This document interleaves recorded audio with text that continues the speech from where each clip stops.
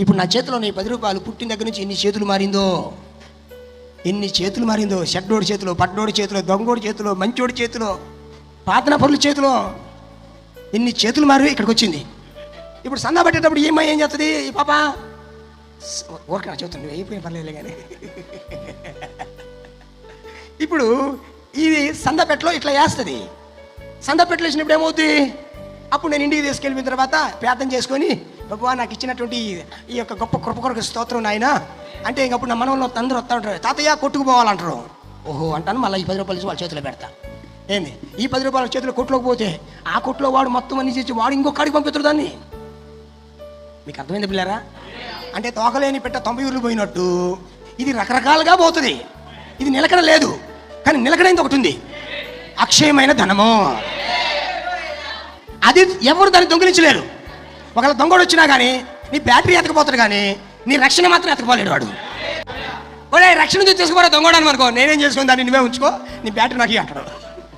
ఈరోజు మనం దేన్ని సంపాదించుకోవాలి చెప్పండి? అందులో ఎన్ని కోట్లు కావాలంటే అన్ని కోట్లు సంపాదించుకోవచ్చు, మీ ఇష్టం. ఎన్ని కోట్లు కావాలంటే అన్ని కోట్లు ఎట్లా సంపాదించాలి నేను చెప్తా వినండి. ఇప్పుడు దయమని సిస్టర్ నన్ను పిచ్చి తిట్టింది అనుకుందాం, నువ్వు తిట్టలే పానం పోయినా.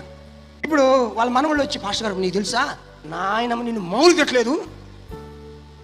అప్పుడు నేనేమంటాను, ఫోన్ చేసి అమ్మా నన్ను తిట్టావా నేనంటే నా ధనం పోయింది. అప్పుడు నేనేమంటాను, దేవానికి స్తోత్రం నాయన, జనులు మిమ్మల్ని నిందించి మిమ్మల్ని దూషించి మీ మీద అబద్ధముగా చెడ్డ మాటలు పలుకున్నప్పుడు మీరు ధన్యులు అన్నావు, సంతోషించమంటున్నావు, కాబట్టి ఇప్పుడు నేను సంతోషిస్తున్నాను. తిట్టిందిలే ప్రభువా హల్లెలూయా అంటే బాగుంటుందా? లేకపోతే తుర్ర పోలీస్ స్టేషన్కి పోయి దయమని నన్ను తిట్టిందయ్యా, ఆ మీద కేసు ఫైల్ చేయండి అంటే బాగుంటుందా? అక్షయమైన ధనాన్ని సంపాదించుకోవడం గురించి మాట్లాడుతున్నా. ఎవరో మనకు తిట్టారనుకో మనం ఎగిరి పడకూడదు, మనం ఓర్చుకుంటే మన ధనం అక్కడ ఉంటుంది.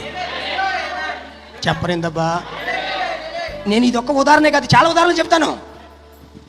ఈ భూమి మీద వాటి వైపు మనం ఏడు సంపాదించాలా, అది సంపాదించాలా, ఒక ఇల్లు సంపాదించాలి, 2 ఇల్లు రావాలా, 3వ ఇల్లు రావాలా, ఒక కారు వచ్చింది 3వ కారు రావాలా, ఈ కాదురా బాయ్.